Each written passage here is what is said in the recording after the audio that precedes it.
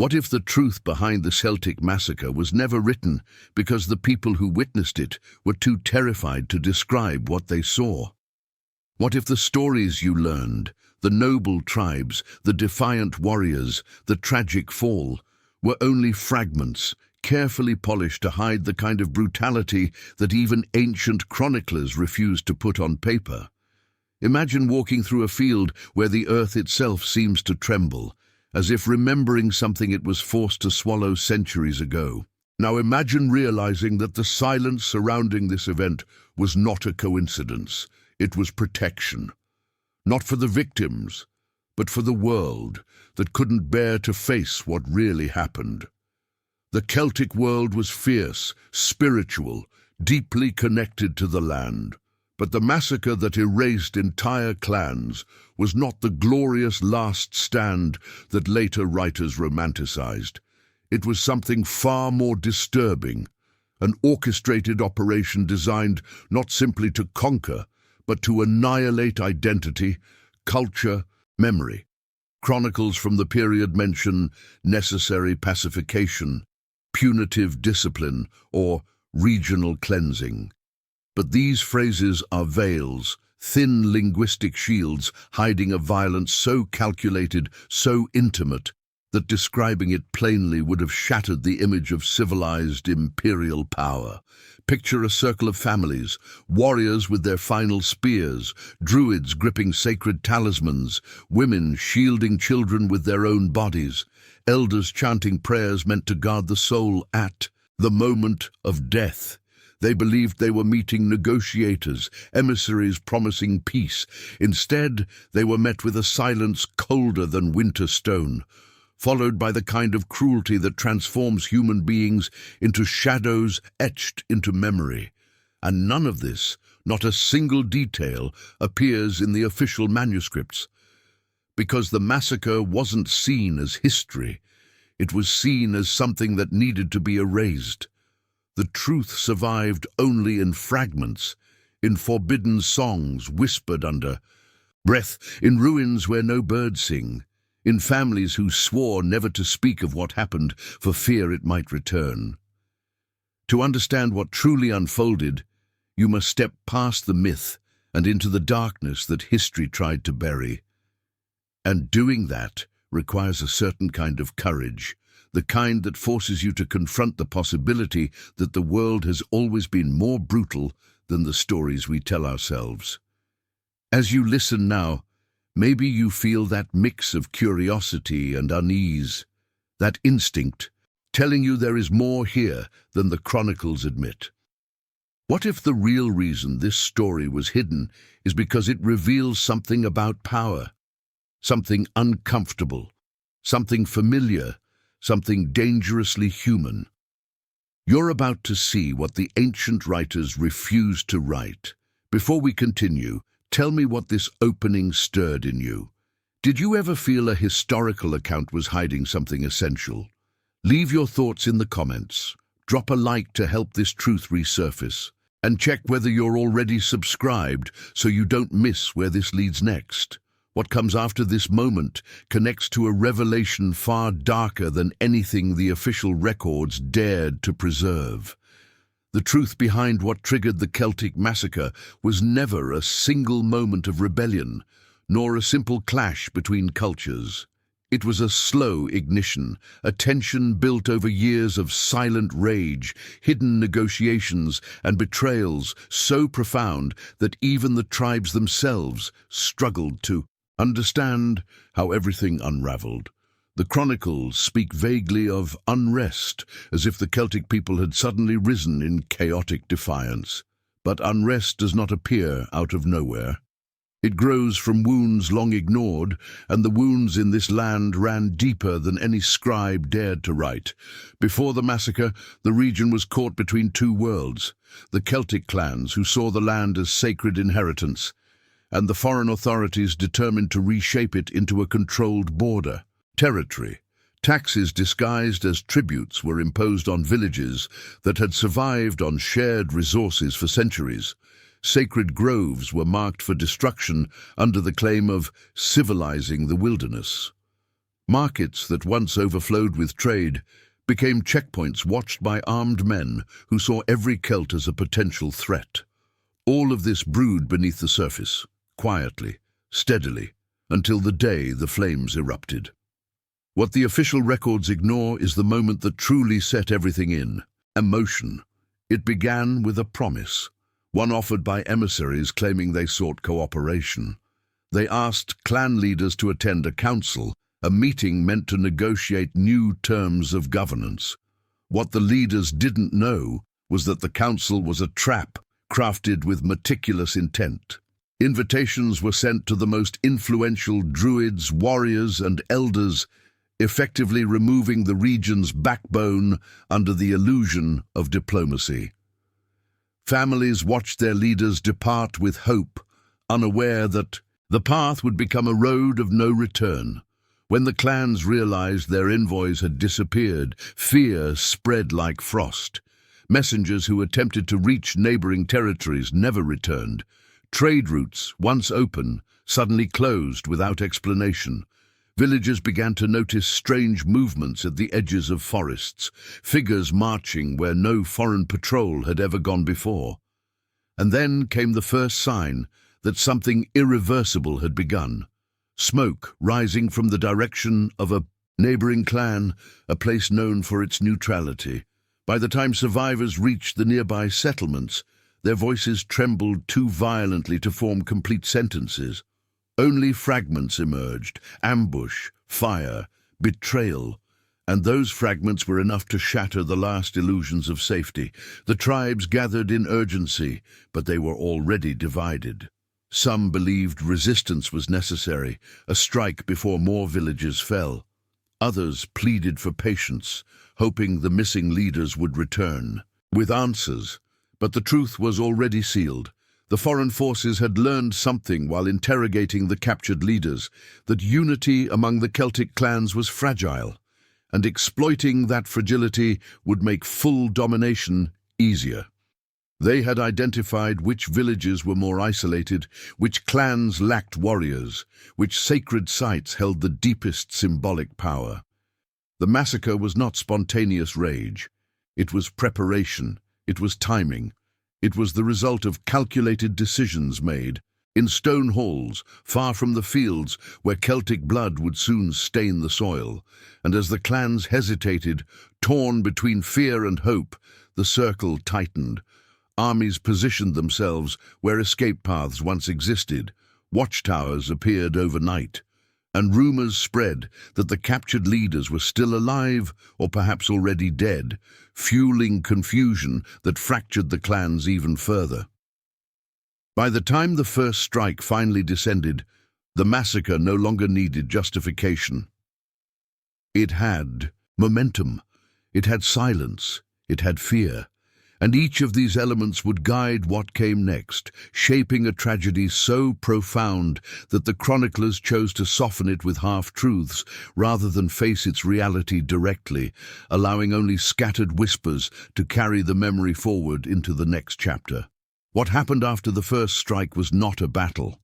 It was a sequence of carefully coordinated actions designed to erase entire clans before word could spread. The official records reduce this moment to a vague note about pacifying resistance, as if what followed were simply disciplined military operations. But the truth, preserved only in fragmented oral traditions and hints buried in archaeological layers, reveals a brutality so deliberate that it challenges everything we assume about ancient warfare. These were not chaotic massacres fueled by rage.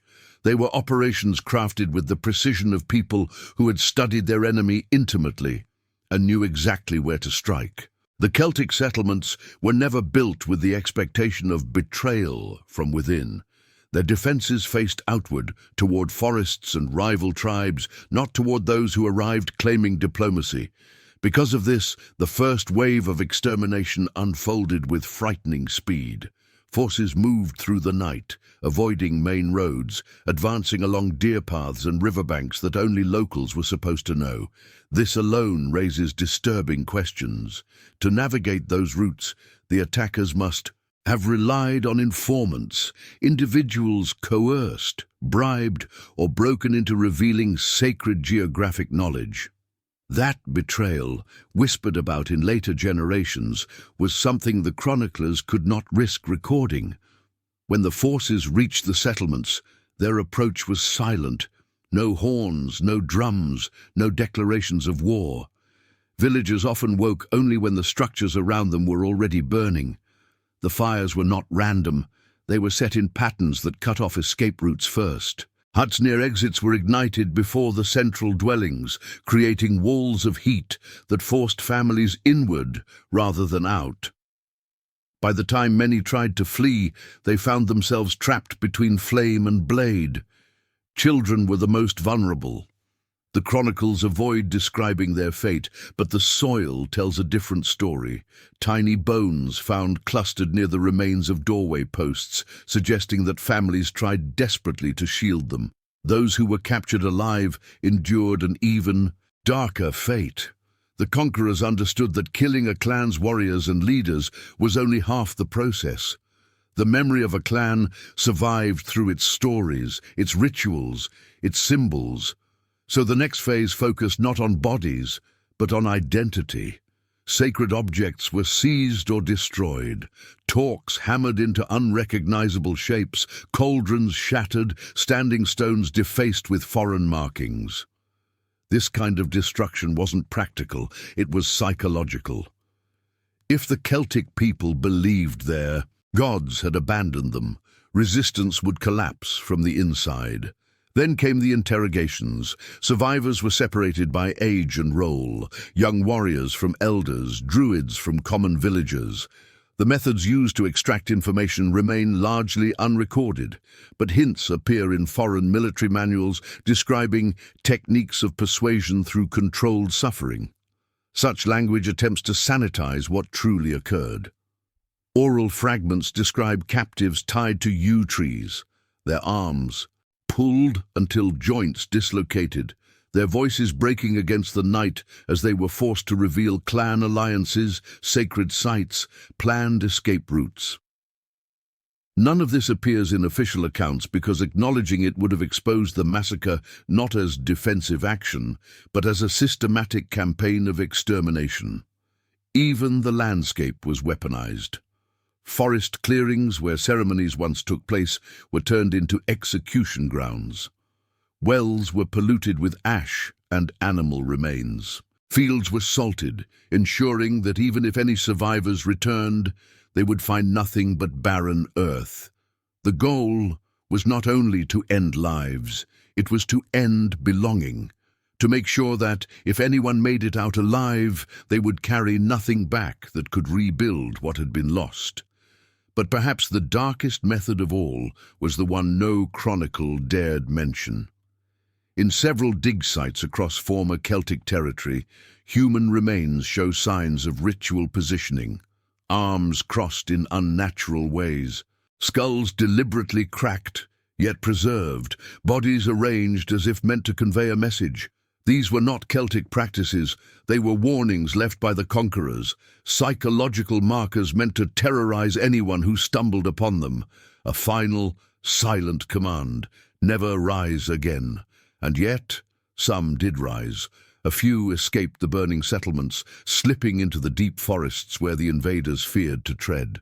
Their stories, carried in whispers and hidden in the rhythms of ancient songs, became the only surviving testimony of what truly happened, testimony that leads us into the next layer of hidden brutality, where punishment took on forms meant to destroy not only life, but the very concept of tribe itself.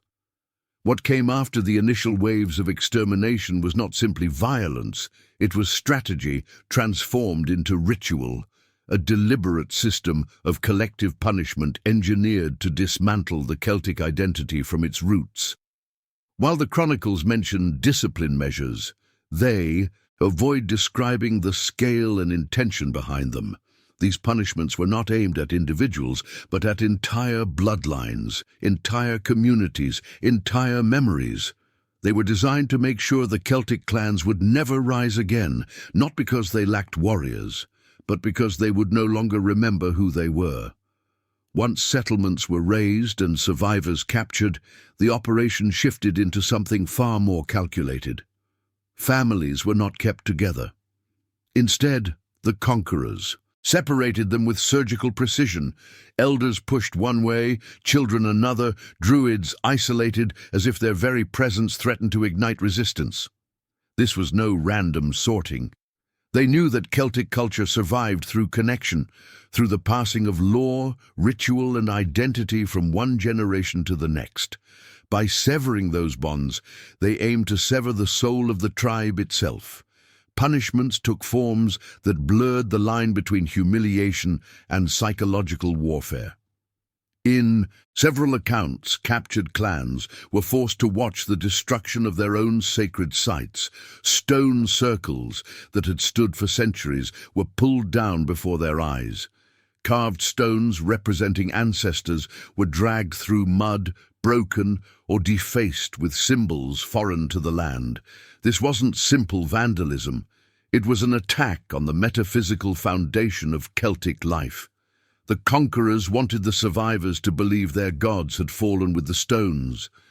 But the darkest punishments were reserved for those who still clung to their rituals. Druids, the spiritual backbone of the clans, were subjected to torments that targeted their role rather than their bodies. Some were forced to recite their own ceremonial chants while being interrogated, transforming sacred words into tools of their own suffering. Others were paraded before their people, stripped of their symbols, their hair cut, a gesture meant to break not the man, but the myth he embodied. Once the spiritual leader fell, the clan's confidence fractured. There were also punishments imposed across entire villages. In certain regions, survivors were forced to carry heavy boundary markers from one valley to another, symbols of their displacement. These marches served two purposes: to physically exhaust them and to remind them that the land they once claimed no longer belonged to them. The march often ended at a crossroads where names were stripped away, titles erased, and new identities imposed. For people whose lineage shaped their destiny, this was more than humiliation, it was erasure. Some of the most chilling archaeological evidence suggests that groups of survivors were forced to reenact symbolic rituals turned against them. In one site, bodies were found arranged in patterns mirroring ancient Celtic ceremonial layouts, but twisted into grotesque mockeries of the originals. The invaders understood the power of symbolism just as much as the Celts did, and they weaponized that knowledge mercilessly. And yet, through these punishments, fragments of defiance remained. Some captives whispered forbidden names at night, preserving the last thread of their identity. Others etched tiny symbols onto hidden stones or scratched lines into wooden beams, marks so small they could easily be overlooked, yet powerful enough to carry meaning across generations. These subtle acts of resistance would later become the seeds of the legends that survived long after the massacre itself was forgotten. Thinking about these punishments, about how entire identities were targeted, is unsettling. But it also raises a question worth exploring together. Which part of this hidden brutality strikes you the most, or feels most shocking compared to what the chronicles typically reveal? Share your thoughts in the comments. I want to hear what this chapter awakened in you, and which details reshape the way you imagine the ancient Celtic world. As the machinery of repression tightened, the conquerors realized that fear alone was not enough. Fear fades. Fear can be resisted. What they needed was something deeper: conditioning, a system that would embed terror into daily life so thoroughly that even the smallest act of defiance felt impossible. And so public torture became a ritual, an orchestrated performance crafted not for punishment, but for spectacle, an unspoken message etched into the minds of every survivor who witnessed it. The executions were never improvised. They were scheduled, timed, and staged in places where the Celts once held festivals or markets.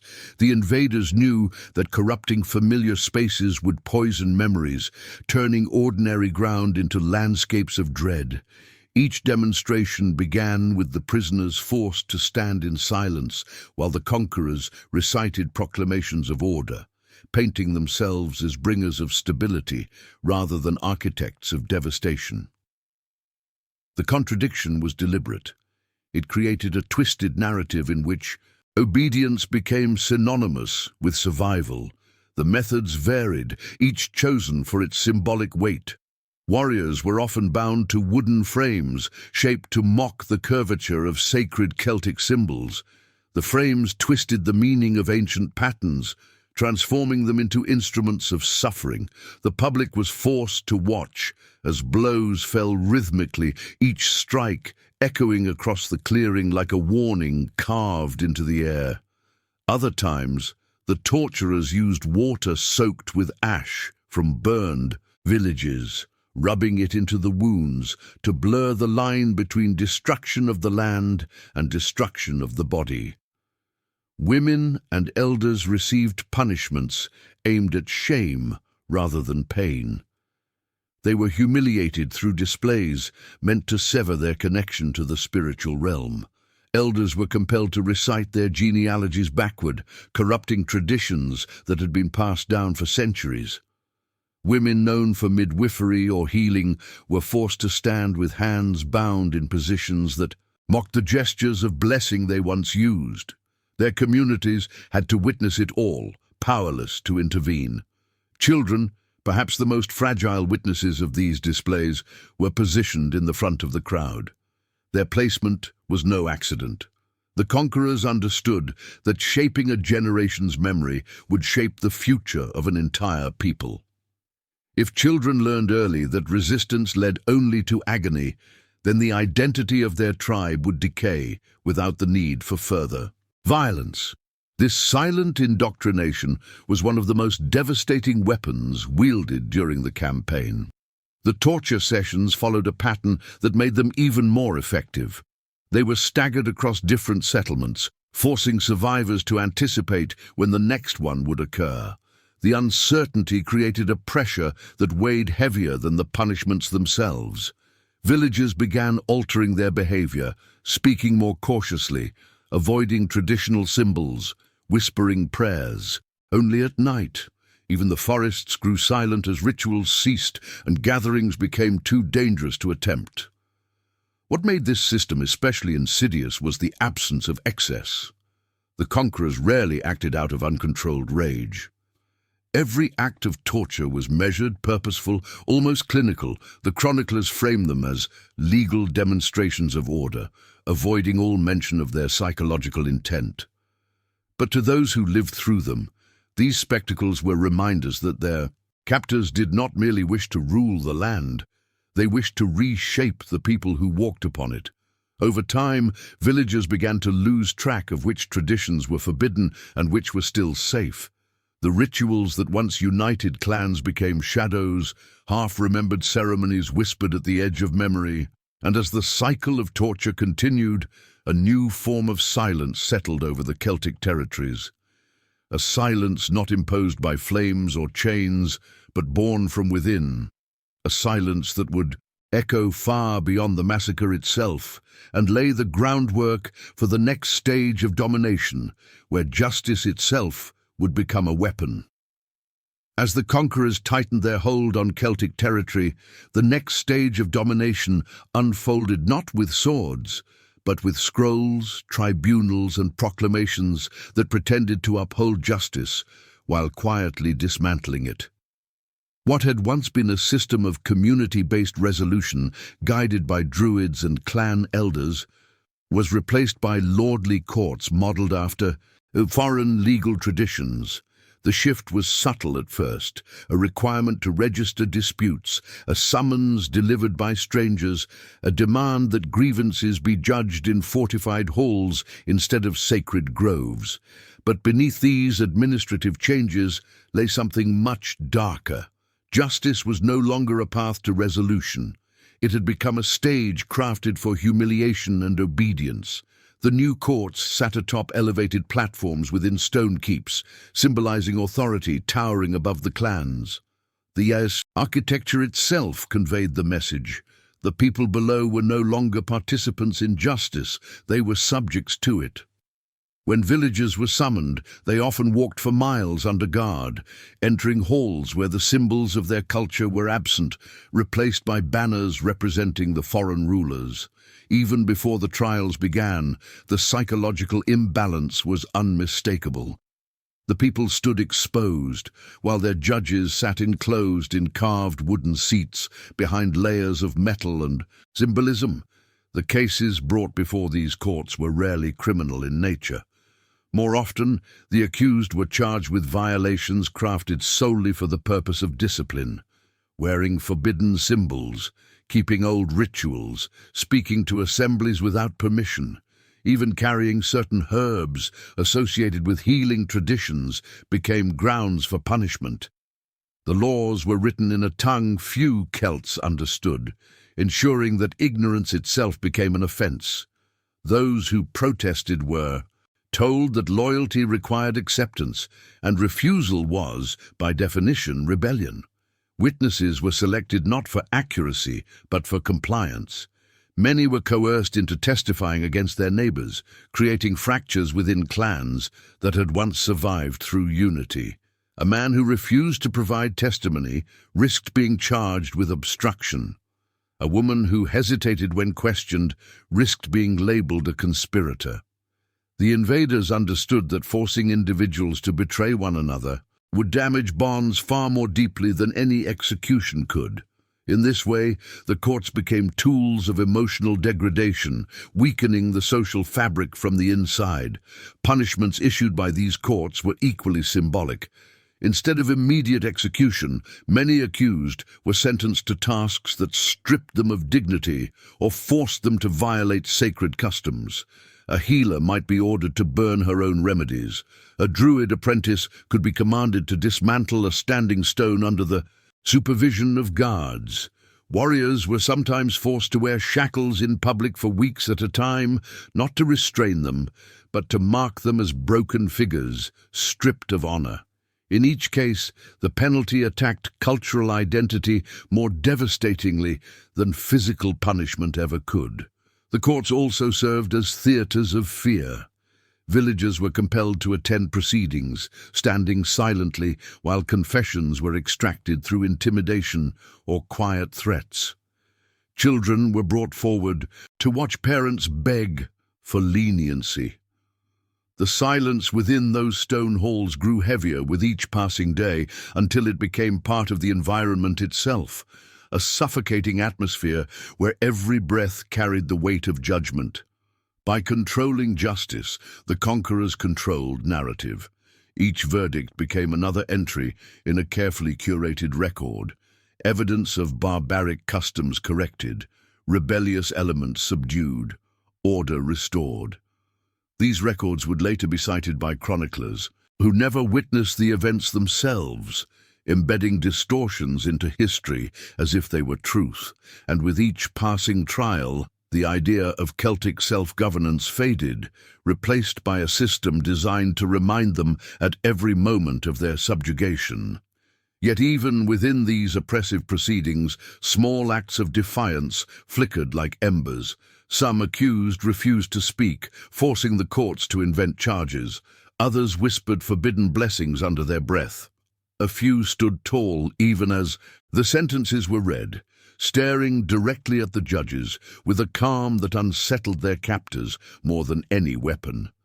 Those moments, though rarely recorded, hinted at a resilience that the new legal order could not fully extinguish. The stage was now set for something far darker, something carried out away from the halls of judgment, acts meant to erase those who resisted silently, beyond the gaze of the public and beyond the ink of the chroniclers, beyond the walls of the lordly courts, beyond the public displays of torture and the staged rituals of authority.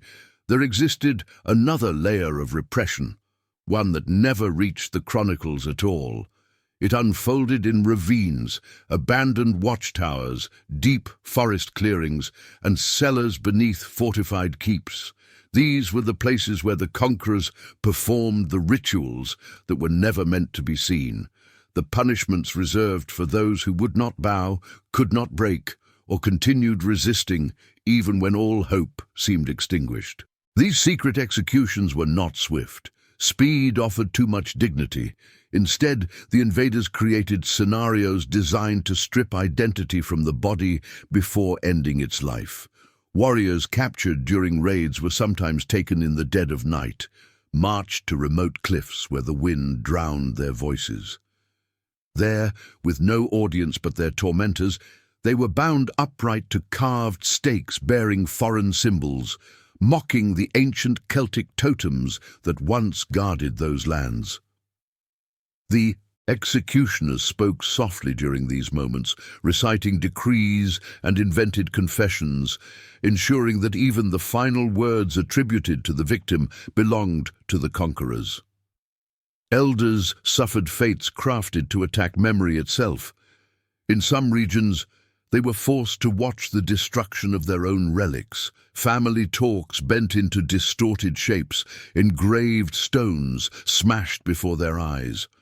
Oral accounts suggest that elders were occasionally compelled to renounce their lineage aloud, a forced betrayal that tormented them more deeply than any physical wound.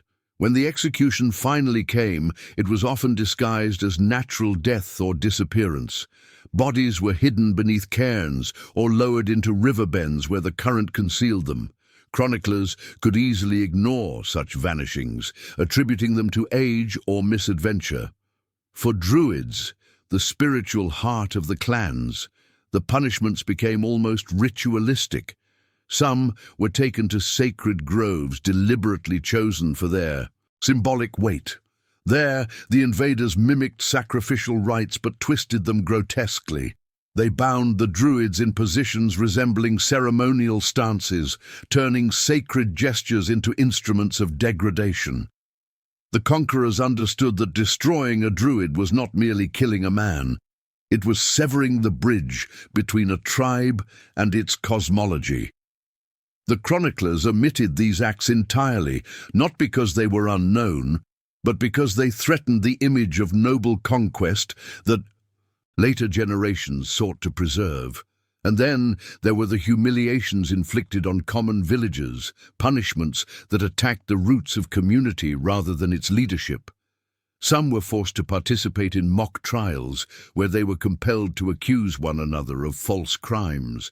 Others were made to witness staged executions of effigies representing clan ancestors, as if watching the symbolic death of those who came before them. These acts were psychological weapons, meant to erode the shared sense of belonging that defined Celtic life. Once that bond weakened, the clan structure, which had been the backbone of resistance, could fracture permanently. Even more haunting are the traces left in the landscape itself. In certain remote sites, archaeologists have uncovered shallow pits where multiple bodies were laid in tightly compressed positions, suggesting hurried burials performed in secrecy. Some skeletons show signs of binding long after death, as if the conquerors wished to assert dominance even when life had already fled. In other sites, skulls were arranged in circles or rows, stripped of burial rites, left to the elements as silent warnings to anyone who dared approach. Yet despite these horrors, something remarkable persisted. Survivors who stumbled upon these hidden sites reported that the air felt unnaturally still, as if the land itself was mourning. Some whispered that they heard faint chants carried on the wind, echoes of rituals once meant to protect their people. These testimonies became part of folklore, but they also served as reminders that the Celtic spirit, though crushed, had not vanished entirely. The conquerors could break bodies, silence leaders, and desecrate sacred ground, but something remained beyond their reach, carried in memory and whispered through generations. After hearing all this, I want to know your thoughts. Which part of these hidden executions and humiliations struck you the most? Leave a comment sharing what you felt or pictured as you read this. Your insight matters as we uncover more of what history tried to bury. As the secret executions continued, a more chilling pattern began to unfold across the Celtic territories. Entire villages vanished, not through slow decline or migration, but in sudden silences that left no footprints behind. Chroniclers gloss over these disappearances with vague statements about evacuations, population shifts, or seasonal abandonment. But the land itself contradicts them. What happened to these settlements was not an accident of war or a natural fading of community life. It was the final stage of a calculated strategy to erase whole enclaves of resistance from the map. These disappearances did not begin with fire or raids. They began quietly, with soldiers mapping the terrain and identifying which communities were isolated enough to be removed without drawing attention. These were often the highland villages built near cliffs, forest, settlements hidden beneath canopies, or riverside communities whose access routes were narrow and easily controlled. Once targeted, they were encircled under the cover of night, their paths blocked by barricades made from felled trees and sharpened stakes. Guards moved in first, cutting off escape routes, positioning themselves like shadows in the woods, making sure no movement went unnoticed. The methods used to dismantle these villages varied, but they always aimed at preventing survivors from returning or spreading word of what happened. In some cases, inhabitants were rounded up, bound, and marched away in silence. Their final destination is unknown. No records mention their arrival anywhere else. Oral legends speak of groups led to marshes where the ground swallowed them, or to mountain passes where cliffs echoed with their last cries. Whether these tales are literal or symbolic, they reflect a collective memory of disappearance rather than defeat. Other villages were subdued through starvation. The invaders understood that controlling food supplies was as effective as controlling blades. They poisoned wells with bitter herbs that rendered the water undrinkable, or seized grain stores during the night. Without supplies, entire communities weakened within days. This method allowed the conquerors to avoid the smoke and noise of burning, leaving behind villages that looked untouched from afar, silent but intact, as if the people had simply dissolved into the air. Some settlements were subjected to a more sinister form of erasure. Soldiers entered the homes and removed items of cultural significance, bone charms, engraved stones, ritual cups, leaving behind only plain objects.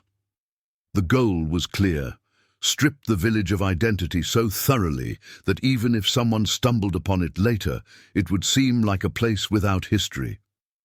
In a few sites, archaeologists uncovered dwellings where doors were left open, meals unfinished, and personal belongings scattered, suggesting that the inhabitants vanished in the middle of daily tasks. The abruptness of these scenes hints at forced removal carried out so swiftly that families didn't even have time to collect their dead. But perhaps the most haunting element of these disappearances is the absence of remains. In normal conflicts, the soil eventually reveals bones, broken tools, or shattered pottery. Yet, in many of these lost villages, no bodies have ever been found. This absence suggests that the conquerors either relocated the inhabitants to remote places of execution or disposed of the evidence with unnerving efficiency. Some theorize that mass graves were dug in sites later repurposed or disguised. Others believe the bodies were burned at high temperatures in concealed pits, leaving nothing but scorched earth that centuries of vegetation later concealed. Even the animals disappeared. Livestock pens were emptied without signs of struggle. Dogs and horses, usually the most loyal companions of Celtic families, were gone, with no traces left behind. This level of erasure required planning, coordination, and secrecy powerful enough to silence entire regions without alerting neighboring clans. And yet, The land did not forget. In many of these locations, later settlers reported strange disturbances, fields where crops refused to grow, wells that tasted metallic despite appearing clean, or forests where the birds never sang. These sites became places of quiet dread, avoided even by those unaware of their history. Over time, stories formed around them, whispers of vanished clans, restless spirits, and ancient warnings not to disturb the silence. The villages themselves may have disappeared, but the shadow of their erasure stretched across generations, setting the stage for a deeper unraveling of Celtic identity, one that would confront the survivors with wounds not carved into flesh, but into memory itself. Those who survived the disappearances, the secret executions, and the systematic dismantling of their culture did not return to a world they recognized. Survival itself carried a strange weight, both a blessing and a curse. The chroniclers would later describe these people as reintegrated populations, as if they simply resumed life under new laws. But the truth was far more haunting. The survivors were not reintegrated. They were displaced souls wandering through the ashes of a world that had been taken from them, carrying trauma so deep that it altered their lineage for generations. The first challenge the survivors faced was displacement. With villages erased, families fractured, and sacred grounds desecrated, many wandered in search of familiarity only to find ruins where homes once stood. Paths they had walked since childhood were now patrolled by foreign guards. Places where they once gathered for rituals were empty, overgrown, or marked with symbols meant to warn them away. As they traveled from one settlement to the next, they encountered other survivors, each carrying their own fragmented memories that never aligned perfectly, creating a constant uncertainty about what had truly happened and what had been lost forever. The psychological damage was profound. Elders who had once served as storytellers found themselves unable to recount tales without trembling. Their voices cracked when they attempted to repeat the genealogies that defined clan identity. Some avoided speaking altogether, afraid that any mention of forbidden pasts would draw the conqueror's attention again. Young warriors who had escaped the first massacres often refused to take up arms, not out of cowardice, but because the image of their fallen clans haunted every thought. Even children became quieter, watching the adults for signs of danger, internalizing fear before they could understand its source. Communities began to change in subtle ways. Rituals that once brought people together became rare, performed only in secrecy or whispered, versions that lacked the power of the originals. Families created new symbols to replace the ones destroyed, but these symbols carried a sense of fragility, as if they might shatter under the slightest pressure. Language itself shifted. Words associated with resistance or pride were abandoned, replaced with softer phrases meant to avoid attention. Over time, this linguistic erosion weakened cultural identity more effectively than any weapon. In some regions, survivors attempted to rebuild. They planted new crops in fields salted by invaders, tried to restore wells polluted with debris, and crafted new dwellings from the remnants of burned villages. But reconstruction carried its own pain. Every attempt to rebuild reminded them of what had been taken. A new hearthstone might sit where an ancestor had once slept. A newly set wooden beam might replace one that held a family's history. Rebuilding was necessary, but it was also a reminder that the past could never be fully recovered.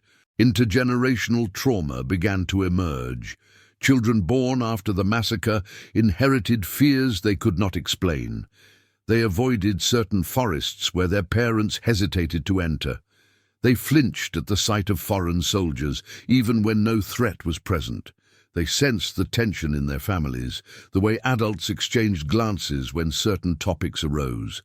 Without knowing why, they learned to remain silent about their heritage, to blend into whatever new structure the conquerors imposed.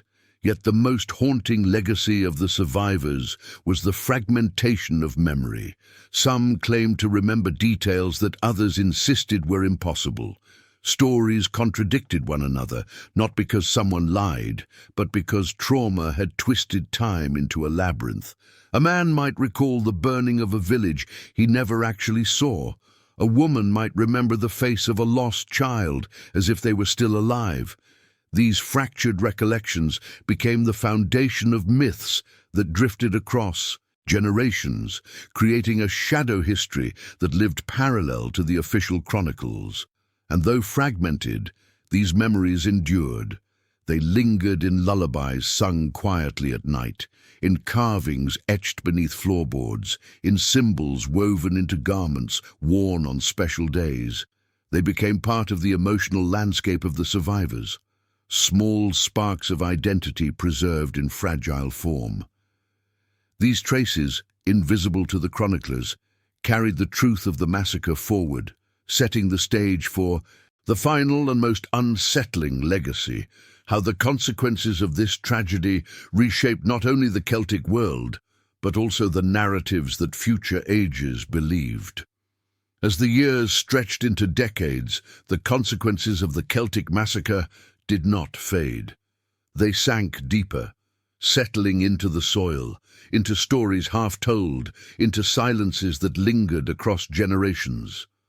The conquerors believed that by erasing villages, dismantling customs, and reshaping justice, they had rewritten the destiny of an entire people. And in some ways, they had. But what they failed to understand was that trauma has a memory of its own, a way of surviving, even when names and places vanish. It traveled through families like a quiet pulse, altering how they spoke, how they celebrated, how they mourned. It changed their myths, turning old heroes into restless spirits and old rituals into whispered echoes of something once powerful. Over time, new communities grew on the ruins of the old ones. These settlements did not always know they were built on hollowed ground, but the land remembered. Farmers ploughing fields occasionally unearthed fragments of torques or shards of ceremonial pottery. Shepherds guiding their flocks sometimes stumbled upon stone circles buried beneath layers of moss, their shapes warped by centuries of rain. These discoveries created ripples of curiosity, but they also triggered unease. People could not explain why certain valleys felt heavier than others, why some nights seemed weighted with unseen presence, or why travelers reported feeling watched near ancient hill forts. Scholars, centuries later, tried to reconstruct what had happened. They pieced together inconsistent manuscripts, compared foreign chronicles, studied archaeological remains, and listened to local legends that survived in scattered forms.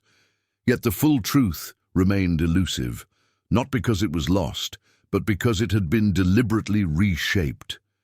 Each generation contributed its own layer of interpretation, softening certain details, exaggerating others, creating a tapestry woven from equal parts memory and concealment. The massacre did not become a single story. It became a shadow stretching across history, a reminder that the most important events are often the ones least recorded.